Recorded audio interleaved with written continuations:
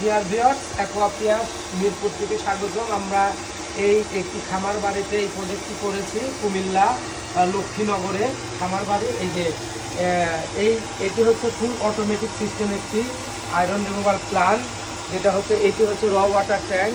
এটি র water tank. এইখান থেকে আমরা পানিটি নিয়ে এই যে মোটরের মাধ্যমে পানি নিয়ে প্রথমে এই ভ্যাসেলে দিচ্ছি, তারপরে এই ভ্যাসেল, দ্বিতীয় ভ্যাসেল, তৃতীয় ভ্যাসেল। এই ভ্যাসেলগুলোর ভিতরে আমাদের বিভিন্ন আয়রন রিমুভাল কেমিক্যালগুলো আমরা ব্যবহার করেছি, যেমন স্যান্ড, স্টোন, ম্যাঙ্গানিজ এবং অ্যাক্টিভেটেড কার্বন।